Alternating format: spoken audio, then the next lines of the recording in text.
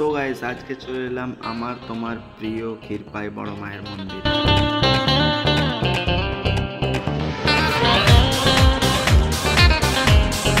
তো বন্ধুরা যারা যারা টাউন চন্দ্রকোনা থেকে আসবে তারা এই জায়গাটা চেনবে, চন্দ্রকেতু পার্ক। তো আমার দিকে টাউন হয়ে যেতে হচ্ছে ক্ষীরপাইয়ের। তো গাইস এই জায়গাটা তো তোমরা জানবে যারা টাউন দিয়ে আসবে। তো খুব সুন্দর লাগে জায়গাটা, দেখো কতটা ভিউ লাগে। তারপরে চলে এলাম ক্ষীরপাই এই ব্রিজ। এই ক্ষীরপাই ব্রিজটা খুব ভাইরাল গাইস, তোমরা দেখেছো হয়তো। চলো ক্ষীরপাই ব্রিজ পেরিয়ে চলে এলাম এই সেই মায়ের মন্দির যাওয়ার রাস্তা। তো এই জায়গাটার নাম বলে দিই ক্ষীরপাই। তো ক্ষীরপাই এই জায়গাটা খুব সুন্দর, দেখলেই মায়ের কথা মনে পড়ে যায় গাইস। তো চলো এই রাস্তা দিয়ে চলে যাই মায়ের মন্দির।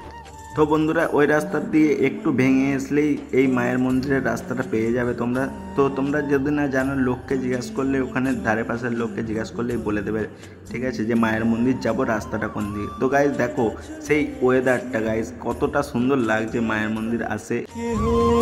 মায়ের আঁচল মায়ের স্নেহ কোথায় গেলে পাবে কেহ তোমার চরণে। তো ফাইনালি গাইস মায়ের মন্দির পৌঁছে গেলাম। তো তোমাদেরকে দেখাই ভিতরে গিয়ে।